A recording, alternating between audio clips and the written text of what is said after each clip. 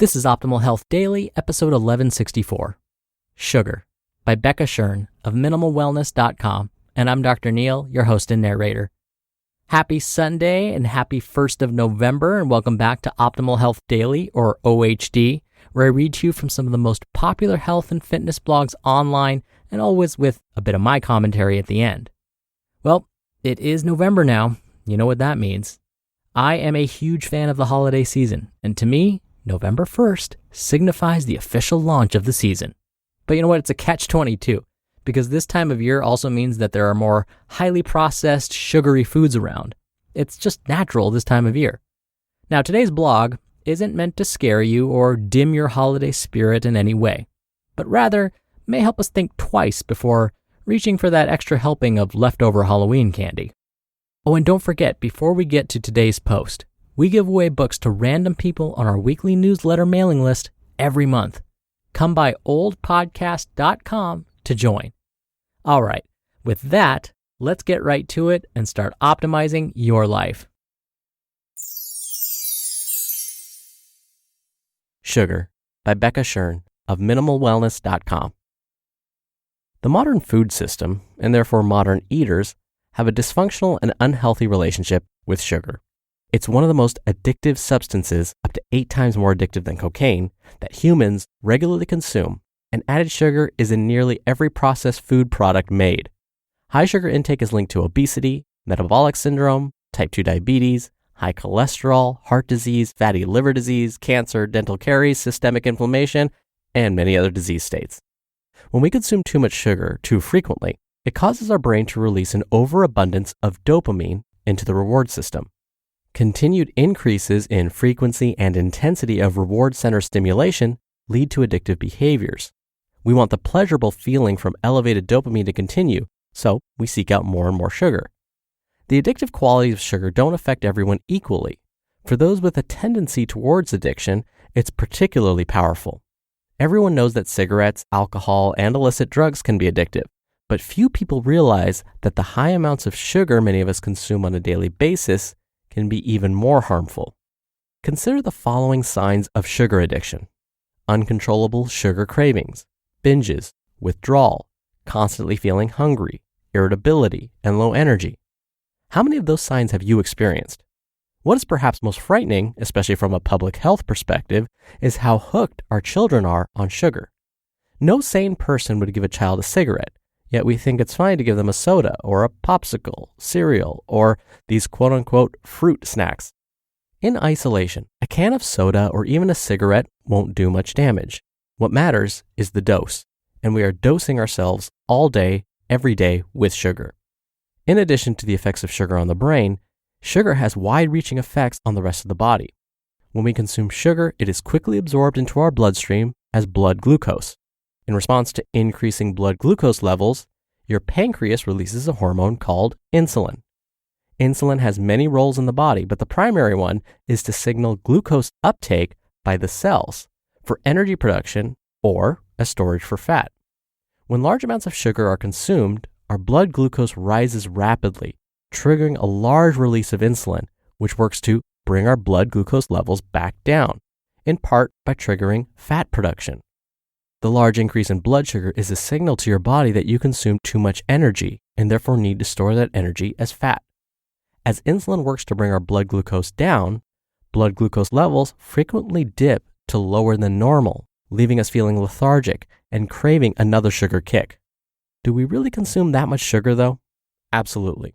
The average American takes in 23 teaspoons, which is 92 grams or about 368 calories of added sugar every day.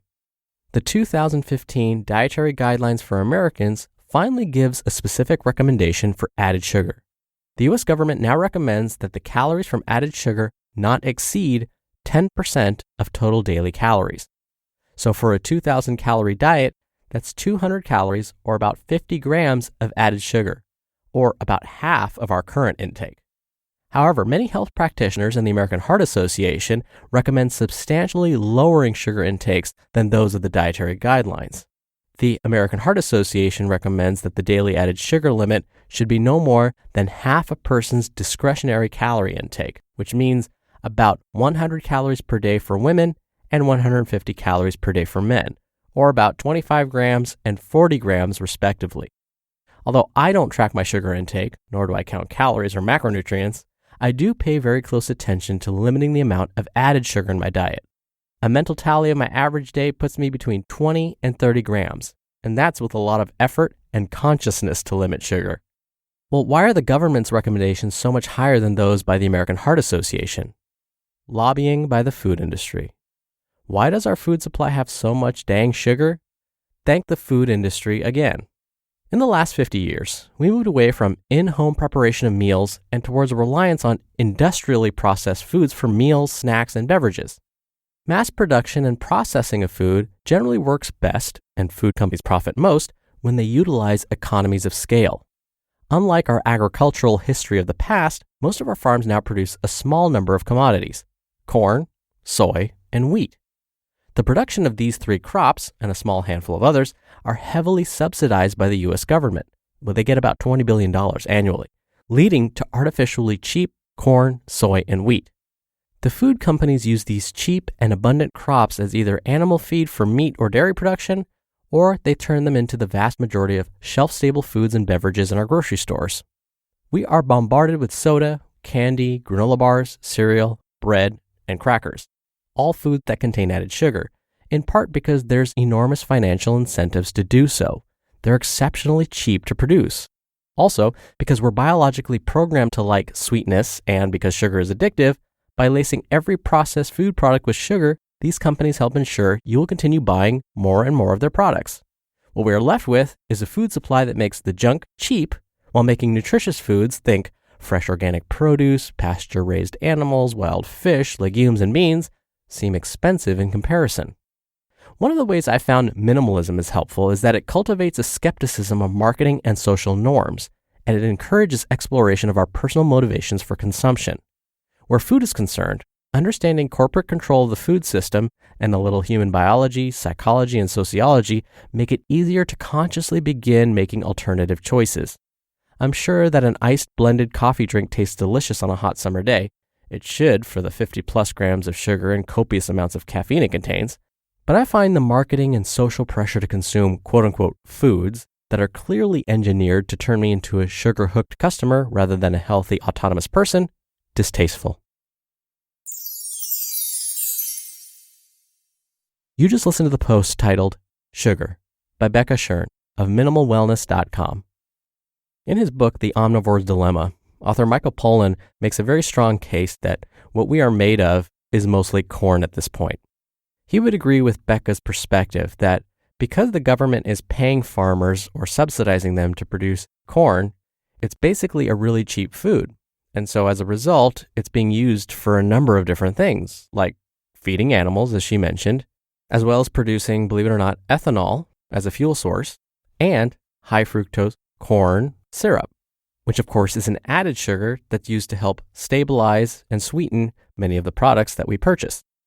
And so Michael Pollan argues that, well, if we're feeding corn to the animals, which we then eat, and we're consuming lots of sodas and processed foods, which also contain corn, we are essentially now becoming just corn eaters.